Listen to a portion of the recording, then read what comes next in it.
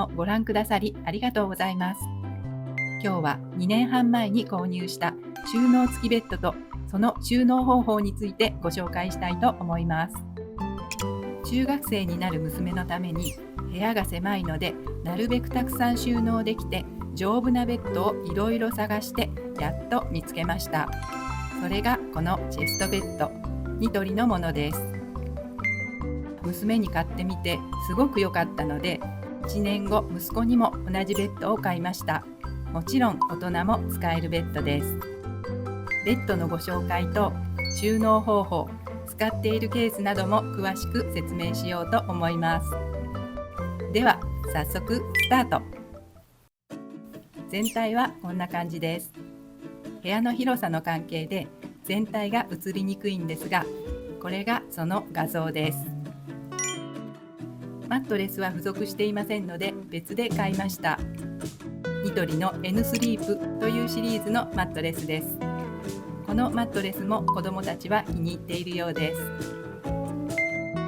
4つの引き出しとその反対側がオープンの収納スペース。ベッドの頭の部分に物を置いたりすることができるボードとコンセントとライトがついています。引き出しの位置は組み替え自由です。こちらも組み替え可能です。ベッドの外観はこんな感じです。では続いて収納方法です。まず引き出しに使っている収納ケースをご紹介します。ダイソーのスクエア収納ボックス、これを大きい引き出しに使っているのと、セリアの整理収納仕切りケースです。こちらは浅い引き出しの方に使っています。このケースは柔らかいので高さを自由に変えられて便利です。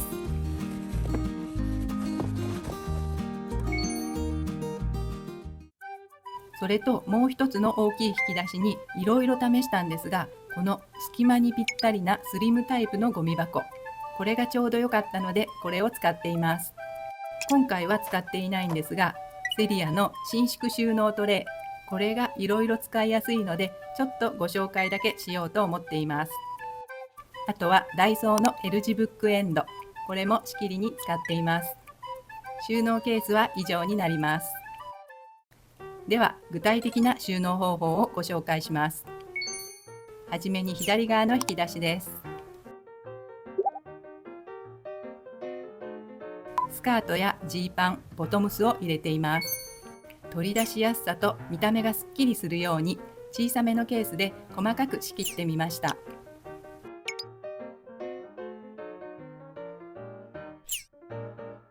開け閉めでケースが動いてしまわないようにダイソーの耐熱マットを置いているのと、ケース同士が離れてしまわないようにダイソーのダブルクリップで留めています。今回はやっていませんが、ここにラベリングをしてもいいと思います。この引き出しは結構大きくてまだまだスペースが空いていますので、服がたくさんある人は大きめのケースを使えばこの何倍も服が収納できると思います。左の引き出しはこんな感じです。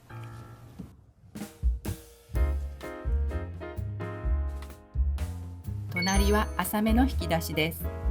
セリアの整理収納仕切りケースのフリーサイズと靴下用を使っています。主に T シャツを入れています。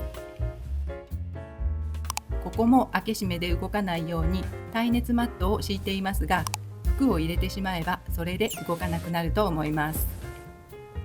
普段はこんなに服が多いわけではなくて、今回ご紹介するのにどれぐらい入るのかを確かめたくて、私の服なんかも総動員させて入れてみました。結構たくさん入りますよね。続いて下の段は長袖のシャツを入れています。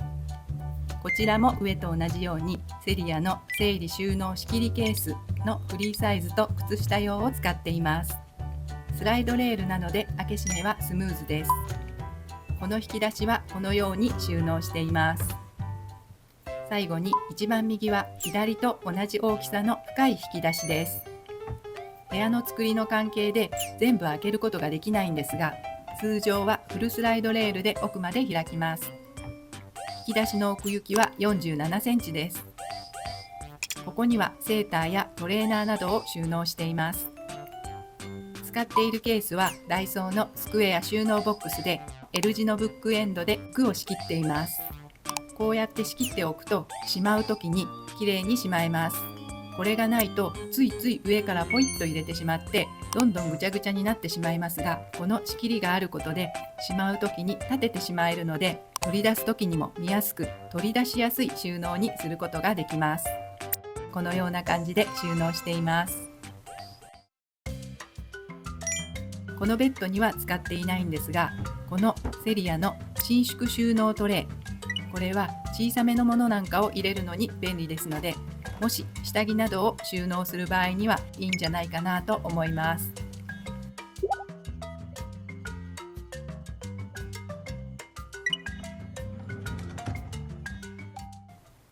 続いて引き出しの反対側の床板下オープンスペースをご紹介したいと思います。こちらは仕切りのない広い空間でオフシーズンの衣類や布団、長いものも収納できます。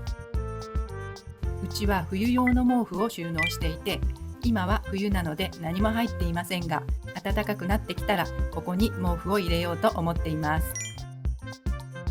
収納ケースを使う場合は高さ33センチまでのケースを入れることができます。この床板は片手で持ち上げられる重さなので、年に 2,3 回開けるくらいなら苦にならない重さだと思います。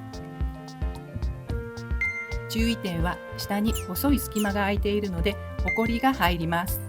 ですのでここに物を収納するときには必ず収納ボックスや布団なんかだったら収納ケースに入れてからしまうようにしてください。久しぶりに開けてみたらホコリだらけだったなんて嫌ですからね。以上が床板下のオープンスペースのご紹介でした。いかがでしたでしょうか。我が家の収納付きベッドフレームとその収納方法のご紹介でした。さっきも言いましたが、ベッド下のデッドスペースをかなり有効に活用できるので、狭い部屋でも広々して買ってよかったなと思っています。作りもしっかりしていますのでおすすめです。皆さんの参考にしていただけたら嬉しいです。チャンネル登録と高評価、コメントもよろしくお願いします。ではまた次の動画でお会いしましょう。